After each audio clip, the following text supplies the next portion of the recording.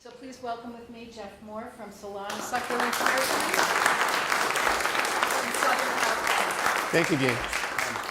Yeah, it was kind of neat how I ended up coming out here. It was Dave Schultz has been buying boxes of my books every time a new book came out, and I emailed him one time saying, you know, because I do speaking tours all over California and Arizona, and I said, you know, if you could line something up for me back east, I'd love to do it. And so he got in touch with Jean, and she said she'd work on it, and then I didn't hear anything for a while. I thought, oh, I guess it's not happening. And then she emailed me back, and I have a speaking tour of New England. And I was thinking Philadelphia and New York, but okay, New England in the fall, that's been, yeah, and it's been beautiful. I've seen the leaves, it's gorgeous. So this has been, I really had a good time up here. How many of you, I know at least one law knows where it is. How many of you have ever heard of Solana Beach before? One, okay. It's a little town in northern San Diego County, close to Del Mar. Have you heard of Del Mar? Where the turf meets the surf? And La Jolla. So we're in that little northern San Diego County area. My talk is going to follow my first book, and in the first book I talk a little bit about how I went down the rabbit hole to become a plant collector and do what I do. Can we go ahead and kill the lights? My whole talk is going to go, there's a lot of slides here. By the way, are we at 45 minutes-ish, guys? Is that about? Yeah. I'm going to go fast. I got a lot of, every time I go in here try to make less, pull pictures out, I add pictures. So it's longer than it was.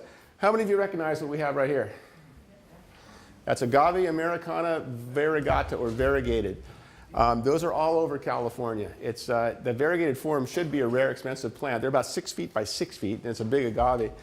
I'm showing you that because that was one of the very first succulents that I ever, in my early 20s, that I finally noticed. You know how you can just be oblivious to stuff around you that you grow up with?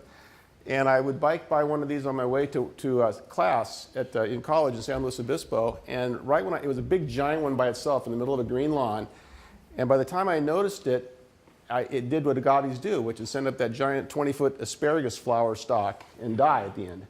So I watched that evolution go by, and it really, I thought, wow, that is cool. I got to learn what that is. And then I graduated from college, moved back to San Diego, back into my parents' houses, which so often happens. And I started noticing these things. Who knows what this is? Draco, Dracena Draco, the dragon tree. We're lucky in Southern California. I mean, even in Southern California, they have a very limited habitat. They're from the Canary Islands, the main varieties. They grow from, you can grow them from San Diego to Santa Barbara, coast to the inland foothills, and that's it, because you get anywhere close to freezing and you lose these things. There's no big ones in San Francisco because they get the 20-year frost up there every year that knocks down plants like this. But they're all over LA and San Diego, Santa Barbara, and once you're going to see a fantastic one at the end, even more impressive than this one. So I started noticing those things. I'm still not a plant guy yet, but I'm kind of sliding down the hole a little bit. And this is the point of no return for me, was in 1984 at the San Diego County Fair. My wife and I think I was recently married, she might have been my girlfriend. I should know that date. She was my girlfriend. We were walking through the garden exhibit, and there's always a bonsai exhibit. But there was one section of bonsai where this gentleman had made an incredible collection of bonsai succulents. And his name was Rudy Lime. He had moved to San Diego from Vietnam in the I think, late 70s, and he was a bonsai expert there with his material that he was used to using. And he got to San Diego, and he did not know that you're not supposed to do bonsai with succulents, so he did bonsai with succulents. And they were fantastic, and he won every blue ribbon that year. And the next year, the bonsai guys had moved him to a different category. They didn't want to deal with him anymore. But that really struck me, and then I realized you can't just go to the store and buy a plant like this. This is probably a field collected plant, which back then you could kind of get away with. I don't think you can anymore. It takes a long time to get a plant that fat. But there's a lot of succulents, and you probably know, that make fantastic bonsais. And I just put this together on the plane when I was flying out here, 5 hours stuck in the seat. I pulled my laptop up and fished out old pictures of me. The top left is believe it or not, shortly after I got into this, my front porch turned into that. And my wife said, you got to start selling plants. So there I am at a street fair selling plants. And there I am at probably Abbey Gardens, which isn't there anymore, checking out plants. It's become the thing you do, is greenhouse hunting for stuff. And I had been in the mortgage business, and this was my hobby. And then at one point, I just pulled the plug. I knew I didn't want to do that for the rest of my life. So I opened up this nursery. It's right on 101, the Coast Highway in Solana Beach. I've been there now. It was 1992 I opened. It's 27 years, just like you guys. And those big cactus-looking things, those are big euphorbias. That's our version of a saguaro cactus. The euphorbias are from Africa, but they grow like natives in Southern California. So those were not supposed to get that big. They were plants I brought in as 4-footers for sale, and they rooted into the dirt and became real property. Now they're like 25, 30 feet high. So they're cutting stock for me now. And that's a little look into the nursery. It's a very small, pretty much a one-man nursery. And it's crazily disorganized, but I've had enough people that have told me that they like it, that it's disorganized. That's all I need to hear to not organize it. I wish I had an aloe section and a euphorbia section, but I just can't do it. And that's just to give you a rough idea of where I'm at. We're slightly out of focus, I think. Is there any way to focus this thing or not? No? Okay. That's just to show you where I'm at. That's the city of Encinitas, which is about 10, 15 minutes, no, 5 or 10 minutes north of where I'm at. I'm just about a half a mile from the ocean, but you can see how well these things grow right on the beach there. We're very fortunate, and I'm glad I'm talking to you guys know about cactus and succulents for the most part. Who here is actually kind of really new to the hobby, though? Do you guys know the difference between a cactus and a succulent? Have you learned that yet? Okay, good. I can go through all that thing if you... it's spiny, it's a cactus. Go with that. Now, I've been talking to a couple of non-cactus club, and so I got to kind of give them some more background. But essentially, we're lucky in Southern California. We can grow these so easily there. It's a challenge here, but look at this. You guys know how to do it. You put them next to a window. That's the most important thing. They like the light. So my books are basically, and I make no bones about it up front, it's about us growing the plants in California. But you can adapt yourself to do what you have to do to keep them alive. You just can't do the good in-ground kind of stuff we can do. And then I also, this is about how I came about making books. 5 or 6 years ago, well, over the last 10 or 12, 15 years, people would occasionally use the phrase in conversation, when you write your book, when they were talking to me. Like I'd be taking a picture of a plant, and they say, oh, is that going to be in your book? And I had no plans to make a book. Then Debra Baldwin, are some of you familiar with Debra Baldwin's books? She's a local garden writer in San Diego. She got the green light to do a book on succulents, and I helped her with it, and I helped her identify plants and stuff, and she did a great job, and I figured, okay, that ship has sailed. I'm not going to write a book. But the phrase kept coming up, and then finally I was talking to Peter Jensen, who gave her first writing job at San Diego Home and Garden magazine, and I'd mentioned to Peter that, boy, Debra has really come under the spell of succulents, and he goes, there's your title. I go, okay, now I got a title. He thinks I'm writing a book. So the next thing that happened was like, okay, how do you write a book? Luckily, this was just at the end of the old cut and paste days. I probably wouldn't have even tackled it if it was the old cut and paste style of doing things. I was at a friend's house, and they had a coffee table book about Europe, and I looked at it, and his family was in the book. I go, how did you do this? And he says, well, do you have a Mac? I said, yeah. He says, go to iPhoto. There's a template. You can make your own book. You drag your photos, you type in the boxes, you hit send, and this book shows up in the mail. So I did that, except for I did a program called Blurb, which is essentially the same thing. And this was my first book. I was really happy. I mean, this is the same book I have. This is my first version of it. And I was really happy with it. I mean, to me, it looked great. Looking at it now, you can't tell, but that's not a good font. I thought I knew what I was doing, but I didn't quite know what I was doing. And the other problem was that one book cost me $70, and it's a $30 book. How are you going to sell it? So what I did, I realized I hired a designer, and so it became this book. We changed the cover. She reformatted it into InDesign, which is the format you need to take it to a printer, in my case, Singapore, to get it done at a price, at a cost that I could sell the book at. And that's a little shot of the oops, I went backwards, didn't I? Why am I going backwards all of a sudden? I'm pushing the same button. That's weird. Is there another button that goes reverse and forward? Well, no, it just changed buttons on me, but that's okay. I'm going the right way now. Okay. So she made it look more booky. Look at that left-hand page. There's no photos. See those top two corners of white space? I want maximum content. I would have put photos in both those corners. She made me not do that. She made me, white space, I guess, is okay. It makes it look better. So she did a good job of putting it. I basically gave her my sample book, my text, and my photos, and she rebuilt it. So that's the system I have now. That book did well enough. I'm a real aloe fan, and I was hoping that if I could sell enough of that, I could do a book on aloes and agaves. Aloes especially, they're South African mostly, but they think they're living at home in San Diego. We have a great climate for it. So it did well enough. I started my aloe and agave book. This was going to be my cover shot for that because I love the color on that. The problem is there's really no place to lay a title on that. If I would have dug that aloe up and walked it over to the agave, it would have been perfect. I could have framed it nicely, but I couldn't do that. So that's the cover that I ended up with my aloe book. I'm almost out of it. I brought 4 or 5 out with me, and they're all gone now. But I still have some more at the shop. So if you guys are interested, in fact, Jean, we might put together a group buy. Make a list. You tell me if you're interested, and I'll have Jeff send them all to me, and then I'll bring them in. There's somebody. I sold one this morning. There's one here someplace if you want to take a look at it. I'm real proud of it. It's thick. It's a big one. It's a little bit more money. It's $40 versus $30, but it's really comprehensive. So if you're interested, I have hard covers on that one for $50 or a few soft covers left at $40, but we can talk later. And then that's the interior of the aloe book. It's more encyclopedic and agaves. It's the aloes and agaves because people that like aloes also like agaves. I'm combining plants based on feel as opposed to botanical correctness because that's how most people come into it.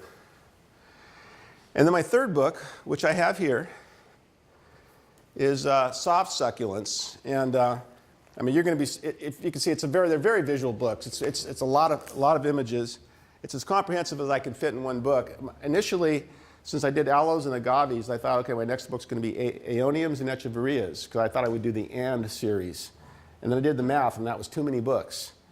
So I combined all the ones that have a similar feel: aloes, aeoniums, echeverias, pachyphytums, Crassula's, sedums, kalanchoes, all those soft ones that you could just take a header into and not bleed. Those, and they also work in the dish garden movement. They're so popular. This is what a lot of people think of when they think of succulents. Now, if you guys are like me, what I think of are the weird, freaky thing. That's what got me into it. But believe me, most people, this is succulents for them. And I love them too. Beautiful is beautiful. There, it's going the wrong way again. It's that stuff. I mean, look how colorful that is without even needing a flower. So how do you not love that stuff? It's for those of us that like the bizarre, it's a little more, I guess, pedestrian, but they're gorgeous, gorgeous plants in their own right. And they're all, African, Mexican plants that cannot freeze. So, here you do them 4 or 5 months of the year outdoors, and the rest of the year I imagine they're going to live on your windowsills or your greenhouse if you have one. And that's what people do with them. They just have fun in all kinds of wild and crazy ways. That's a palette on the lower right. Something like that. The top left, too, that's the vertical wall thing. Has anyone here tried to do a vertical succulent thing? Well, don't. Because it's a lot of plants per square inch. You really have to pack them. So it's a lot of money. And even in California, they look good for 6 months, and they look like crap 6 months later. It's hard to keep, they're hard to water. The plants kind of start twirling around. It's just a difficult thing to keep looking at. In my book, I don't have it here. I have a picture of a succulent wreath before and after. And it stays alive, but it looks pretty bad after a while. I do sell the succulent wreaths as long as I warn people that you can only keep it looking like a wreath for a year or two if you're good about soaking and cutting. But it is a fun art form. So is that palette vertical or horizontal? Depends on how you define no, it's presented vertically. Yeah, they have it on a wall. But ideally, you'd want to take it down to water and put it back up, but they're too heavy. They run water tubes up there. If you're really a maintenance fiend, you can keep them looking good. But most of us like succulents because we don't like maintenance. So that goes against our whole thing. Then the way I laid out this first book is I didn't want to make it like most books where the first beginning of it's an introduction and it's just all the plants. So I lay out chapters that talk about how we engage with succulents. So growers, collectors, landscaping, container gardens, etc. And in between that, I have what I call interludes, which are about the main plant groups. So the first one I got to is aloes. That's an Aloe Ferox, a big single-headed aloe, just getting ready to flower. They're winter bloomers, so this is like probably December, January, new flower phase. It becomes a big 3-foot elkhorn stalk. Has anyone here lived in California before? You've probably seen these. These are all over California. It's a hedge-forming aloe. It's Aloe arborescens. They form a giant mound, and they're bulletproof other than freezing if you're far enough inland. And they bloom in the wintertime. And they've probably been in all Mediterranean regions of the world for the last 100 years. So for us, it's a really easy, vigorous plant. I mean, that thing is swallowing that little fence there. Now, if you put the word vera behind aloe, it's just this one. Vera is a species name, which actually, they don't know where the native population is even from anymore. It actually may be an ancient hybrid because they've never found an actual native population of what they think is the true aloe vera. But this is the medicinal one that works on cuts and burns, and it also has a beautiful yellow flower, especially if you put a black wall behind it like that.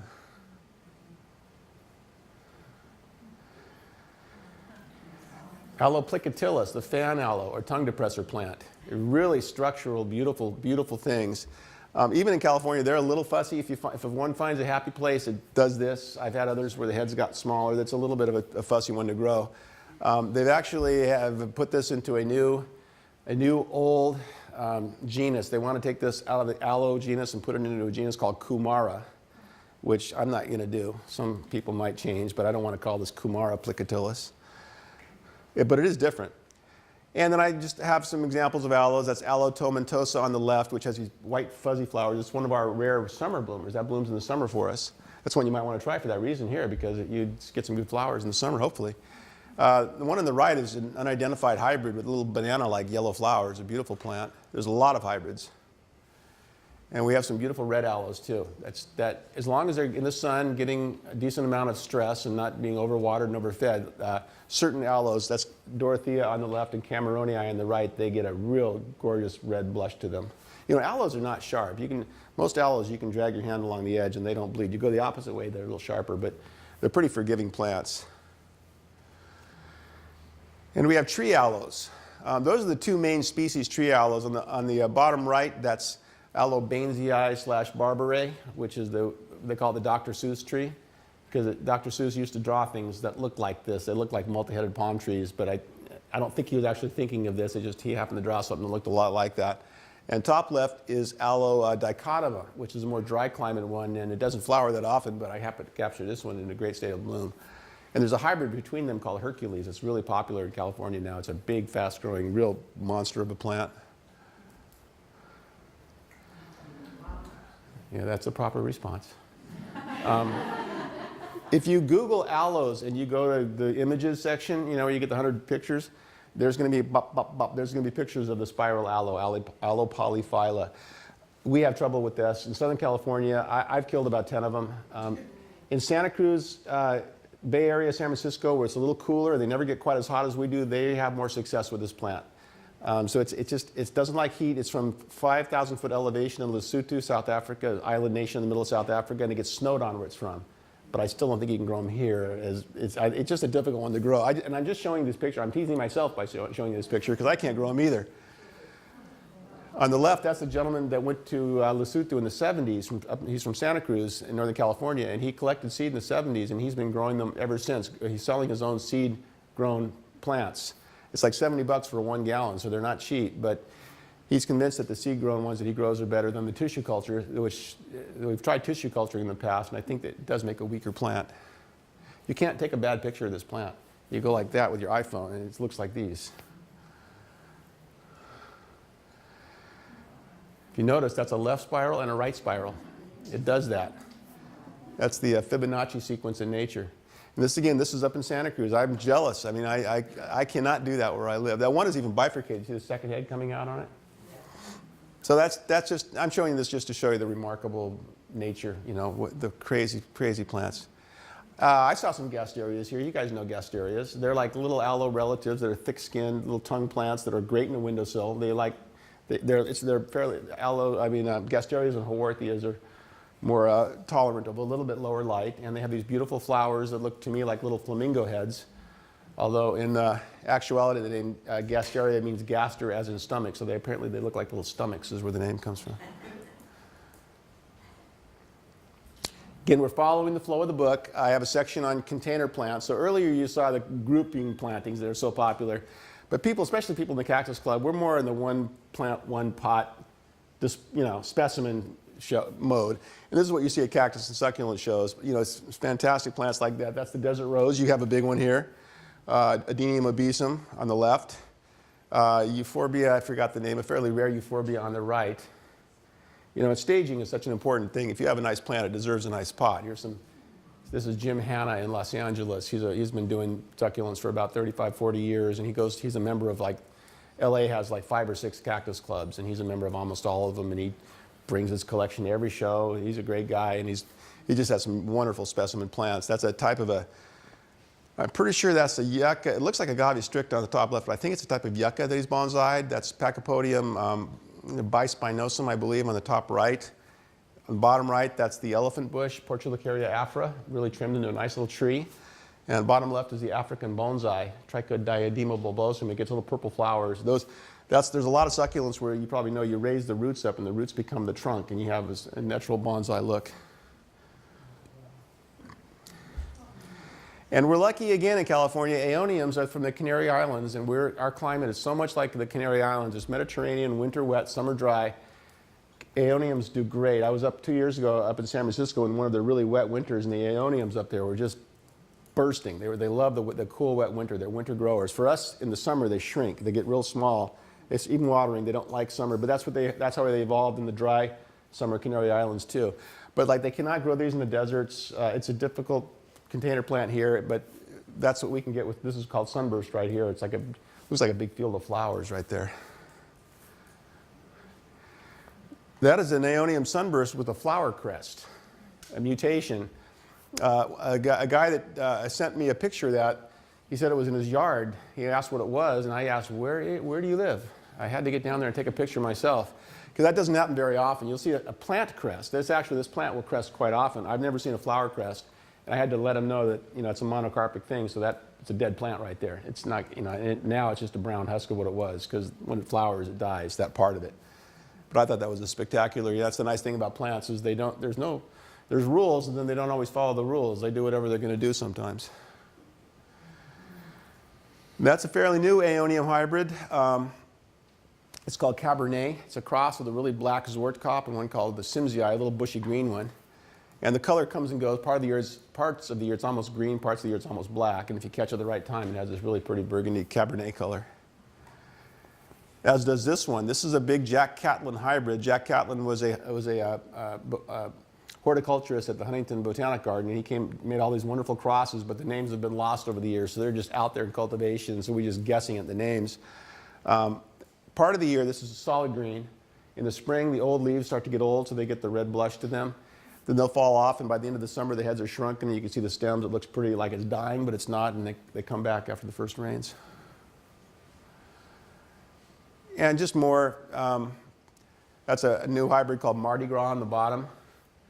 And the top left is an example of a big one called Cyclops in the middle of doing its late spring, early summer close-up water retention mode. It looks like a Georgia O'Keeffe, what it's doing right there. I have a chapter on collectors. I heard you guys mention the collector thing earlier. How many of you are going to cop to being a collector? Come on.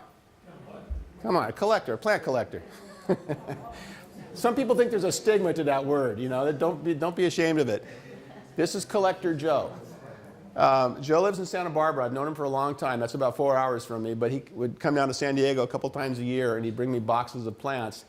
He's the kind of guy that will chop up unusual things that don't have quite the ornamental, colorful zing that the big growers like to mass produce. He's the guy that's going to get a crest and cut it up, which is so hard to do, but he makes more crests, and he grows stuff from seed. And this is shortly after he got a greenhouse. I remember at one point he called me. He was so happy he finally got a greenhouse to do his propagation. He said, I got this room now. And then he called me like 4 months later and said, my greenhouse is full. You got to come help me unload my greenhouse. So I was happy to do it. I was happy to help him out. This is a collector's yard, landscaping. Again, we can get away with landscaping with succulents. And this is a gentleman named David Hodgson. He lives in Long Beach. And he's British, and he's only been in America for 3 years. And he went in head first so fast into succulents.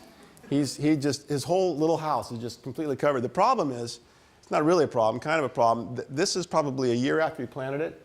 It's going to look great for the next year or two, and he's going to be overplanted. He's going to have to do some moving around, because that's a lot of material in a small space. But it's so fun to look at. You can just stand out there and just stare at his garden for so long. Now, this guy you might think has a problem,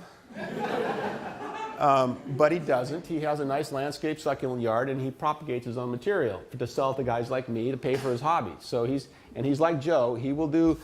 Some of that stuff's not real pretty. There's bursaras with no leaves on them. There's caudiciform starts here. There's stuff that won't look good for 5 or 6 years. But guys like Phil, this backyard grower, he makes the effort to turn those kind of plants into more plants, which become some of these show plants over here. And that's just a photo I took when I'm out talking to clubs. I'll visit members' houses and check out. It's just an example of fun with plants, wacky pots, crazy plants. We have a chapter, an interlude on agaves. That's agave ovatifolia, the whale's tongue agave. That's only been in cultivation about 10 years, 15 maybe. You know, most big agaves are like this big and they're that big across. This one only gets about 3 feet high, but it gets about 6 feet across. And it was just discovered 15, 20 years ago in this little private gated off hillside somewhere in Mexico. And no one, in this ranch, no one knew they were there, and they only occupy one little space. But they collected seed and got them into cultivation, so they still are finding new things. Those of you that have lived in California or visited, you probably recognize those weird elephant trunk flowers. That's the foxtail agave, the only real soft agave. And rather than most of them blooming straight up, it does this arching tail. It does die when it blooms, like all they all do, but it's part of a cluster, so it doesn't really matter. There's beautiful variegated versions of this also. And this is a collector's yard. That's variegated agave blue glow. You'll see regular blue glow in a little bit. Blue glow has become one of the best of the hybrids that anyone's come up with. It's agave red margin on the left. That's the same plant that's on the cover of my book in a blue phase. In my book, it's in a green phase. So they kind of go through, depending on the time of year and how much light and the temperature, they kind of go through a color shift. On the right is an example of an agave flower. When people find out that their agave is dying when it's flowering, they're a little depressed. But I tell them to enjoy it it's an event. And boy, it brings in all the birds and the bees and everything. It's just, you just enjoy it while it's happening. And maybe there's pups underneath that take over for the one that bloomed out. That's agave gypsophylla or gypsophila. It's one of the octopus-shaped agaves. It's a very cold, sensitive one, though. Even on the coast where I live, we've occasionally cold weather makes them curl a little bit. So it's from the tropical part of Mexico, I think. And the name of this one has eluded me. I keep thinking when this slide shows up, it's going to pop back into my head. It's a cultivar of Agave ferox. It's got its own name. I can't think of what it is, but it's got this cool kind of waviness to it. It's a really pretty blue one. And that's how they flower. On the left is the native agave, almost native to San Diego. They're native just across the border in Mexico. Agave Shaw's agave. That's the flowers beginning. They haven't started to branch yet on the left, but that's in habitat. On right is Agave Americana, and I guess the virus got into the flowers because they started doing all this curlicue kind of a thing, which really made it an interesting one-of-a-kind kind of a occurrence. And that's Agave Sebastiana down on Cedros Island off of Baja. We're going to get to Cedros Island in just a minute. But that's a really pretty one that's not very seen in cultivation very often, and it is only indigenous to this one island off of Baja on the Pacific coast. This is one of my favorites. That's Agave horrida, which horrida means horrible spines. And this is extra horrida. This one has T-Rex teeth. I could tell right away it was different. I was at Rudy Lime, that bonsai guy's house. I was to photograph his bonsai succulents, and I saw that in a pot in his front yard. It was about that big. And I asked him what the story was in that plant. He said he picked it up at a plant show for it was about 3 inches across, and it grew into this, no pups. So it looks like wasn't going to, I didn't know when it was going to bloom, but there probably wasn't going to be much time left on it. And I showed this picture to Jeremy Spath, who's a friend of mine. He's a really good propagator. And he looked at that and goes, where is that plant? And I told him, and he went down to Rudy's house, and he made Rudy an offer he couldn't refuse. And he came home, and he cored the heart of it out, which is something I have trouble doing. And he was able to save the heart, and sure enough, 5 little pups came popping out. I've got one now that's about that big. So that's how we get plants, unusual cultivars into cultivation. So is it growing from the cored out part, or is it cupping from? No, it's cupping from the part that was left with the roots. And it took like months before you finally got the little sign that you didn't kill it. He got enough of it. If you do it right, you get enough of the head. You have to leave some leaves in the part you core out. So he had enough of the main head that it did root for him, so he was able to save the main head. It's hard to make that first cut, though, on a beautiful plant. I'm not really good at it. I have a chapter on growers. One thing I learned right after I got into this is that I was lucky to live in sort of the world capital of succulent growers and propagators in North County, San Diego. They started in the Los Angeles area back in the 40s, 50s, 60s, and a lot of them went to get out of LA. They moved south to San Diego County. Yeah, a little bit inland from the coast, about 15, 20 miles inland, where the climate is just perfect. This is Grigsby's. They've been there for about 50, 60 years. And that's the fun part of my job, is I get to cherry pick on some of these wonderful, beautiful greenhouses. So I try to get out and find my own stuff. I have a lot of people that bring me plants, too. And we can grow stuff outdoors. I mean, the ones that are easy to grow in the ground, they just grow them in the ground and make cuttings and make more cuttings and make more cuttings. That's the Sticks on Fire, the orange one, and black aeonium, aeonium zwartkop in the other band. And there's a couple growers that they just make these wonderful bands and stripes on their hillside of these real pretty succulents. And they come by and hack them back, and it looks bad for a while, but they always come back. And I'm in love with this photo. I just took it a few weeks ago up at a wholesale grower not too far from where I live. That's a red-flowered golden beryl, which means it might be a hybrid. We don't really know. It's a one-of-a-kind plant. It could be a Saguaro Cactus hybrid. But I wish they all would bloom like that. I'm hoping these guys collect seed and we are able to turn that into something that we can get on the market. That's a grower's field of crested Trichoceros pachinoi. See the normal in the middle of normal growth, the little regular columns? That's normally a big columnar cactus, but when this one crests, mutates into the fan, it's one of the nicest ones. And some of you might know that Trichoceros pachinoi is also the San Pedro cactus, which is one of the psychedelic cactuses too. In fact, one of my pet names for it is the Dude Got Any cactus, because if I get a question that goes, "Dude, got any?" That's what they're asking for. They're looking for one of these things to chop up. So my joke is this is a self-medicated example of Trichoceros pachinoi right here. That's a field of flower cactus in bloom. That's a wholesale grower's yard. Some of these last couple of pictures are going to be in my next spiny book. I'll talk about that at the end. Where's that? This right here? It's a wholesale yard out in the Vista area, Fallbrook, inland San Diego County. And it's just, it's a locked facility that I'm lucky I can get in and check it out. But this is all stuff they grow in the dirt. They pop them out every now and then and bring them to their other wholesale yard, or they cut them up and make more. So my friend happened to be here 5 or 6 years ago to take this picture. It's a big bloom event in the spring. It lasts a week or two. This full bloom. There's other flowers, onesie twosies over the summer, but this was the big initial wake up. And the only people that saw that was him and the couple guys that worked there. Those are Trichoceros, Lobivia, Echinopsis. Those names are all blurred together now. They're crosses of those plants. They've been hybridized for the flowers. This is another example. This one's called the Flying Saucer. This is big, beautiful, beautiful flower. And the cactus is good without the flower too. I mean, you gotta like it for both, because most of the time it's not. These are not in bloom. There's a cactus underneath there. You can see the very bottom corner, a little bit of a cactus. So that is that big blooming event where you, in the spring, where there's just a ton of these. The flowers last a day, 2, maybe 3 a piece, so the whole event can last about a week. And golden barrels, somebody brought one here today. They're real popular in both Arizona and California as landscape accent plants. I do some landscape installations, and most of my customers want the soft, pretty foo-foo stuff, which I like too.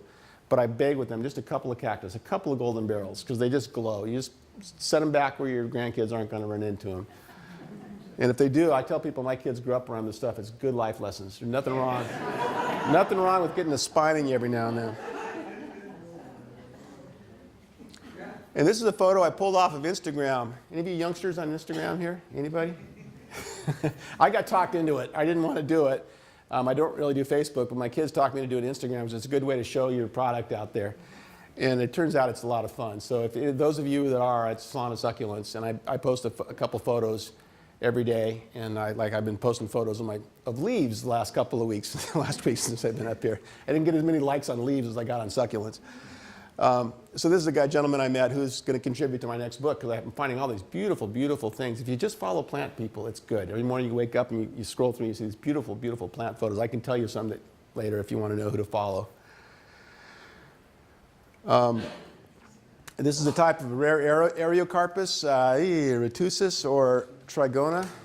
Any experts out here? No, I can't remember which one this one is.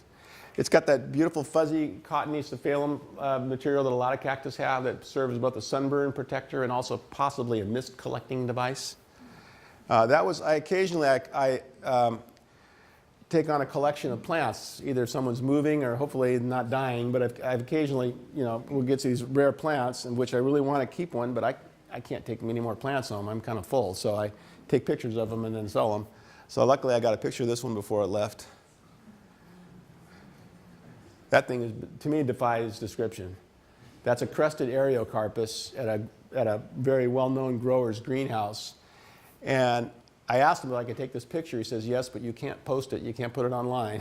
So I said, can I show it to Cactus Club? He said, okay.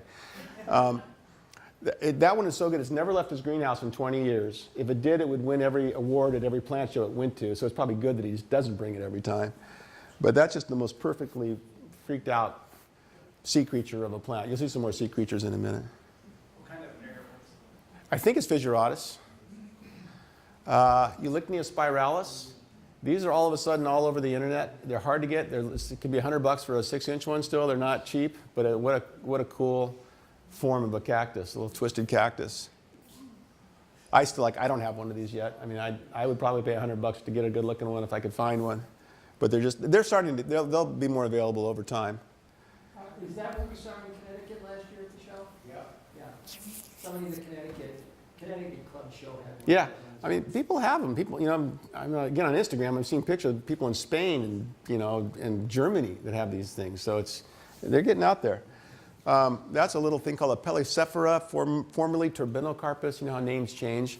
It looks like a little series of a big colony of flat mealyworms racing to go down the middle of the plant, you know? Nice description. Yeah, and those things are small. That thing is probably not even an inch across, each one of those little globs. That's a macro shot. I love that photo. I did not take that. That's a friend of mine that lives down in Baja, and that's in Catavina Desert, halfway down the Baja Peninsula. That's a cardone cactus, Pachyferus pringlei. And they start off as very spiny, but as they get older, the spines turn into this nice cottony, tufty material, two-tone sometimes, and they flower nice. It's our version of a saguaro. Saguaro cactuses, I get people in my nursery say, I'm looking for one of these things, you know. And those are saguaros. They like the desert. They really don't like the coast very much. So we don't try to mess with saguaros, but these cardones are our version of a saguaro because they do grow well for us. I have a section on euphorbias. This is one of many, many types of Medusoid Euphorbias, probably Flanagani. There's all kinds of other ones that it could be. It could be a cross. I believe that's Euphorbia fruticosa. You know, a lot of euphorbias have a very cactus look. You know, it's a convergent evolution body shape. Spines are a little different, and the flowers are way different. Euphorbias have lots of little flowers. Cactus have big flowers. Euphorbias have the white sap. So you can always do a little surgery to figure out if it's a euphorbia or a cactus. That's our color in California. We don't get the leaves quite like you do. We do have liquid amber trees. We have a couple trees that turn colors, but nothing like this. But that sticks on fire. And if it's in the sun and you're not watering it too much, and at certain times of the year it gets a gorgeous red color. It's a type of euphorbia. It's been in cultivation about 20, 25 years now, and people are overplanting it. I'm getting tired of it now. As pretty as it is, that's a plant you should have one of in your garden tops. Section on succulent landscaping. My example here, I call the 3 R's of succulent landscaping, which is rocks, repetition, and restraint. So boulders, any kind of garden you guys are doing. If I lived here, I'd make a rock garden with the plants I could do, sempervivums, etc. Rocks, you know, they've repeated in this case as blue senecio and the green aeoniums. And there's other stuff, but they kind of restrain from putting too many. If this was a true collector's house, if this was my house, I might have started like this, but by now I'd have so many other things growing in there because you bring stuff home and you got to put it somewhere. But if you have a blueprint of some repetition and rocks, at least it helps it from looking too crazy. This one looks more crazy. This is right on the beach in Encinitas, near where I live. And this is a grower. This is a person that doesn't know the names of her plants. She just breaks pieces off, sticks one here, breaks pieces off, sticks one here. And it's just this big, giant, overcrowded, colorful garden of aeoniums and aloes. This is in wintertime when it's in full. We actually have the best blooms. The best time to see succulents in California in bloom and in color is wintertime. A friend of mine did this garden down in San Diego, near downtown. And I do a little bit of landscaping. He does a lot more. And he had a client here, which I've never had. The client had a lot of money, a big old space, and gave him free reign to do whatever he wanted to do, and they're never home. So it's basically, this is his personal succulent garden practically. And it's busy, but it's big in back, small in front. And it's not all succulents. They've got flax, we've got some bushes stuff, some grasses, ornamental grasses, all drought tolerant plants that work together. Speaking of drought tolerant, we had 3 inches of rain this year. We had the driest winter we've ever had in California. I just heard, my wife just told me it's raining at home right now. We need it bad. So this is a busy garden, but I think the big wide paths kind of help it breathe a little bit. And I just threw that in because I just think that's a trippy picture. That's a nursery owner's hilltop retreat. And he had all these giant boulders up there, and he filled it up with these giant aloe marlothii and tree aloes, and it really looks like like some kind of alien landscape to me. Looks like Pandora from Avatar. That's agave blue glow we mentioned earlier. It's a nice mid-sized, small agave. It gets about 2 by 2, 3 by 3. I saw when I was in Portland, Maine the other day, and I saw one growing in a jar. It was inhumane, but I guess it was the only way they could do it. I put a picture of it on my Instagram account, and you look at the comments, and it was a crime against horticulture. People had all kinds of funny comments about it. On the left, that's flapjacks, Kalanchoe luciae. That's a really popular plant. I'm sure you've seen that, and you can grow that seasonally here. It gets a nice red-orange color. There's one over here? Yeah. Now I love this photo because I just like the colors. They're kind of a subdued, monochromatic, colors, and it's all kinds of aloes, cotyledons, aeoniums, cactus. But it's kind of busy for a garden, isn't it? And this one here is also really busy. That's agave blue glow and other agaves. But the reason those gardens are so busy is because they're not gardens, it's the back of my pickup truck tableau. So whenever I'm out buying plants or going to a job to install plants, I cram my pickup truck full of stuff, and I look at it and go, wow, that's cool. I take a picture of it. It's a very temporary garden. I have a section on echeverias, Mexican plants that are beautiful little rosettes. My friend took that. That's actually a habitat shot. It looks like a beautiful botanic garden, but he took that in habitat in Mexico. That's ebony. That's one of the most desired, still, $100 eBay for a 6-inch plant. They're still not cheap. It's one of the finest of all the echeverias. It actually is called ebony because on some clones that red gets almost black at the tips. These all have names, but I'm just calling them the frilly hybrids now because there's so many of them and it's so hard to tell the difference, and the names have been lost over the years. So there's all these frilly hybrids of original species that had a little bit of frill, but then they crossed them and crossed them and crossed them to make more and more cool ones. And then there's the carunculated hybrids. That's called carunculations, the plant leprosy look. And same deal with that. There's a couple of species, Gibiflora, that have little bits of that carunculation in nature, but us mad scientists get hold of them, back crosses. A gentleman named Dick Wright has been doing that in Southern California for like 50 years. And he has a much more extreme version of this called Bubble Machine now that's like this. That's sort of a crime against botany. That thing is just this contorted looking crazy thing, but he's having fun with it. And this goes the opposite way. This is just simple beauty. That's Echeveria conte. It's a true species. It's kind of rare because it almost never makes babies or offsets like a lot of Echeverias do. It's usually just a single plant. On the left is an Echeveria. On the right is a Dudleya, which is a distant relative of Echeverias. I'm showing you that because the next section is Dudleyas. People come into my nursery thinking I got my plants from the local desert or someplace, and no, they're all from Mexico, Africa. They've been in propagation in California for a long time. The only plant ornamental succulent that we can claim in California, really, other than a few cactus that aren't that ornamental, is the Dudleyas. There are these very white chalk rose kind of plants that go from Oregon all the way down to Baja. That's Dudleya brittoni. That's the nicest of the nicest. That's down at Rosarito Beach, just south of San Diego, growing in habitat. There's a agave shy is blooming next to it. That's Dudleya attenuata. It's from Catalina. There are a couple of Channel Islands have their own form of Dudleyas. And there's ones that are not white. There's green ones too, but ornamentally we like those really pretty white powdery ones. That's an example of a clustering of some Dudleyas.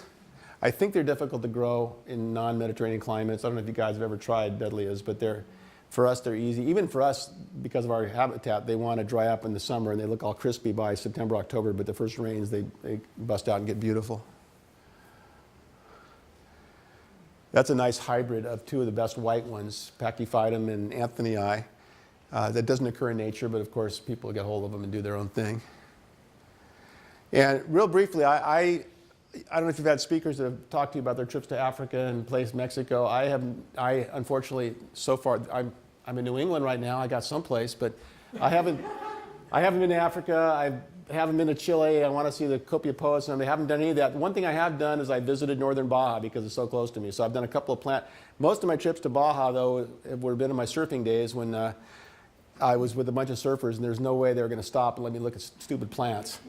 So they'd say, we'll drop you off here. Jeff will be back in a week. If you're right here, we'll pick you up on the way back. But we're not walking around looking at your stupid plants. So finally, I got a chance to go with Kelly Griffin and a couple of serious plants guy on a trip to Cedros Island to see Dudley pachyphytum, you're going to see in a minute. So on the way down, actually the morning they picked me up to leave in the dark, I saw little flashlights out by the car about in front of my house, and they were taking pictures of my Dudleas in the ground. That was the very first Dudlea sighting, was at my house as I was getting ready to go. So this is down just south of the border. That's Dudlea brittoni. That's our first sighting. It's about a 10-hour drive to Guerrero Negro from where we live. You spend the night at the hotel. You fly over to the Cedros Island. It's about a 40-minute plane puddle jump and a little sketchy plane and a very sketchy runway. It's barely a little town at the very south end. Then you take a ponga to the north end, which is where we are here, where there is nobody. And then you have to hike up. That's our campsite. That's on the leeward side of the island. And then you have to hike up to that ridge there where there's pine trees. It's a 2,500-foot winding through the rocks and cactus to the up top. On the way up, we saw that's a beautiful Ferrocactus chrysocanthus. That's an elephant tree top right.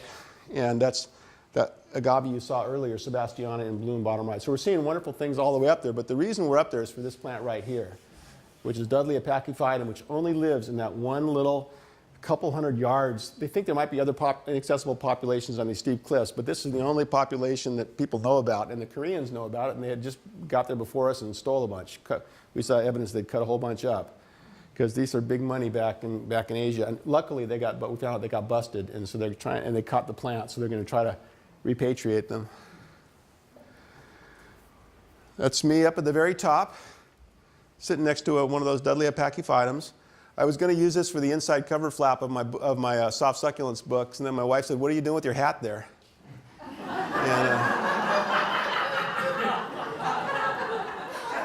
And I was excited to be there, but I wasn't that excited. So. But I was actually worried because it was 2.5 hours up, it's 4 hours up, 3 hours down, and we were running out of daylight. We were walking down in the dark, dodging cactus and boulders to get back to our campsite. It was kind of gnarly. But it was a fun trip. Change of pace. I got known for doing these undersea succulent gardens. There's pictures of this in the first book because a lot of these plants, I don't know if you've noticed, they look like sea creatures.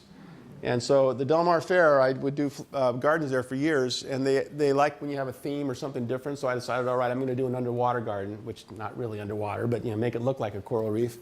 And it came out better than I thought. I ended up doing it at the Philadelphia Flower Show in 2005. Did any of you happen to go to the Philadelphia Flower Show and see that? Oh, good. Yeah, that's what I kind of got known for. I'm a little over it now, but it's a fun thing to do. That's Euphorbia esculenta on the bottom. I mean, couldn't you picture a little clownfish sitting in there? Sansevierias on the top right. I mean, perfect for kelp. So once you put your underwater goggles on, all these plants start to look like undersea creatures, especially in context. And this is the kind of garden you can use rusty anchor chains, props, shells, rusty beer cans, whatever would be at the bottom of the ocean would work in a garden like this. That's a permanent one we put in at San Diego Botanic Garden. This is about a year after we put it in, and actually that was a sweet spot. It's a little overgrown right now. Every time I go there, I tell them they need to thin it out, but they haven't done much. So it still looks good. It's a little overgrown now. You saw this picture earlier. This was going to be my cover photo, but so many people were confused they didn't immediately jump to it. A lot of people don't think of those as even being plants, so I decided not to use it. But that's a couple of crassulas. This is my section on crassulas. The one on the left is called Red Pagoda, and unfortunately, it rarely looks this good. It's a very brief time of being compact and red, and then it stretches out in flowers and gets green and gets brown and gets ugly, and it goes through cycles, and most of the time it does not look that good. Crassula baby necklace or watch chain. That's an Echeveria next to it. Flapjacks again. There's a variety. Some of them are much more undulating, some of them are rounder. If they're in the sun, they're nice and red. Kalanchoes, from what I've learned, I haven't been there, but they're from more of the transitional regions between deserts and tropical. So they like it hot and they like it kind of wet. They don't like the freeze. A section on show plants, the kind of stuff you guys love and I love. I first got into it. That's a Portulacaria afra. It's sort of trained into a cool bonsai on the left. That thing on the right, anybody know what that is? Tephorocactus geometrica, or metricus. What's that? No, it's the Tephorocactus geometricus. Yeah, it's and that is an amazing specimen. They're like these little balls all glued together. Just getting that to the plant show, should get a blue ribbon for moving that without breaking it. So that's kind of new. I never saw those until 5 or 6 years ago. And by the time I saw one, I saw a giant. I mean, that was a big 20-year-old one there. So that's beginning to make it out there now. And these are the kind of things you'll see in plant shows, succulent shows in particular. And if you guys get a chance, at the very end of this talk, we're getting close. I'm going to give you a little pitch to go to California to visit some of these places. If you get a chance, if you end up going there in August, the Los Angeles Intercity Show is the biggest and best succulent show in the world. And everybody from every place brings their show plants. And I mean, I'd never really get jaded about this, but if I did get jaded, you just got to go to that show and it'll recharge your batteries to see all the crazy stuff that you didn't even know about or rarely see. It's staged beautifully. Yeah, that's another wow plant.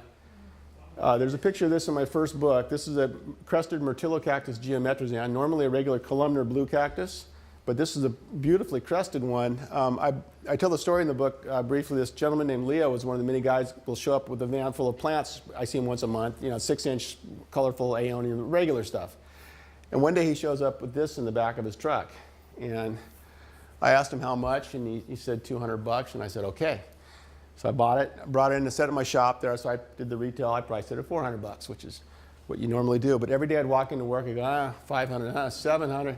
I did not want to sell it, so I put $1,000 on it, and it sold like in 2 weeks. I gave him 10% off though. But I went to a rich guy, not a plant guy. I begged with him how to take care of it. I don't know. I hate sending a plant off to his death. I hope this thing's still alive someplace, but I don't know. That's probably, in all my 27 years, that's probably the nicest example. I mean, I still get crested versions of this plant all the time, but this particular one was a Picasso. This is the same one in a dwarf form with variegation. So it's dwarf, crested, and variegate. There's only one of those out there that I know of now, and this guy is a grower, and we're begging with him to start cutting on it. I mean, it's hard to make yourself cut on this plant, but that's the only way we're going to get more. That little top left section, perfect one, perfect cut. So eventually it's going to get out there too. And this section is on crested plants in the books. Most of these photos are in the book, not all of them, but most of them are. It's a little Euphorbia Flanagan eye cresting into a smiley face, top left. On the right is one that I had that for a while. We labeled that one the extrusion because it looks like extruded Play-Doh because it kind of spiraled as it crested. That one I made the mistake, that was my personal plant. I made the mistake of letting it get into a low light situation and putting it back into the sun too soon. And you have to acclimate them to the sun. I fried it. It crumbled into pieces. Even though it's a full sun plant, it just wasn't used to it, so be wary about doing that. That's that same Dude Got Any cactus you saw earlier. The only part that's flowering is that one little reversion to normal. See the little reversion there? So the cresting inhibits flowers usually. And they do have a big, beautiful white flower. Anybody know what that is? Top right corner, Aloe. That's peyote. See that little button in the top corner? Again, so another self-medicated plant. It's a crested peyote plant. This is the back of my nursery. These are the Euphorbias, which are our big saguaro substitutes because they grow huge for us in Southern California. The flowers are small. Those are the seed pods following the flower. Section on variegated plants. Variegation, as you know, cuts across all the plant world, but in cactus and succulents, there's some spectacular variegated plants. I'm still trying to figure out that bottom left one. I saw that at a plant show. I didn't get the name. I think it's a Leuchtenbergia princeps crossed with something else. I'm not sure what. I have a section on the mesembryanthemums, and we have the ice plant all over Southern California, which is kind of boring, and it's actually one of our only invasive non-native succulents we have. But there's all these other little guys, these little wonderful, I think these are both gabayums, and those little conophytum types that are wonderful. You've got some beauties back here. Bravo, whoever brought those in. They can be a challenge. For example, who here has killed a lithop? I did not ask who's grown a lithop, I asked who's killed a lithop. Because we've all killed lithops. They're very water sensitive. I water most stuff once a week. I tell people maybe once a month. I had one guy that says he waters them 4 times a year. They get all wrinkly, look like they're dying, but they're not because the new part's consuming the old part. It's getting ready to come up the middle. But they look like they want water, so people tend to water them. They're a challenge, but look how cool they are. They have varied colors. This is another photo I got off of Instagram. Became friends with them, and now they're contributing to my next book too. Terrestrial bromeliads are not quite succulents, but they might as well be. They're what I call succulent adjacent. They're full sun, spiny, nasty. They just don't have the, you know. One of my definitions of succulents is if you step on it, does it leave a wet spot? And so this wouldn't leave a wet spot, but it's the same care. What's that? It'll leave blood, yes. The wet spot is your blood, especially with these things. They're hard to divide. They make pups. Boy, getting a pup off of a hectare or a dickie or a puya is so difficult. But look how gorgeous they are. They get great color. And that same plant can be green sometimes. They go through cycles of color. I've got a picture of that in the book. That's the blob right there. That's Deuteroconia brevifolia. Do you see that little flat on the left of a bunch of little plants? Well, I guarantee in the middle of that blob, there's a black plastic flat. And this thing just grew over this flat, and it grabbed hold of that corner of this old wooden bench, and it just not letting go. I remember there's a guy who's selling a few plants. There were starter plants of that very same thing on the table. You should buy some. I mean, it takes forever, but man, they make wonderful, big, weird blobs. They get little teeny flowers that are not much. You get it for the shape that it gets. And they're sharp. I mean, it's a sharp. People want to pet them, and you make the mistake when you pet them. They'll bite you. Isn't that neat? That's a puya. It's another terrestrial bromeliad from South America. There's a bunch of puyas.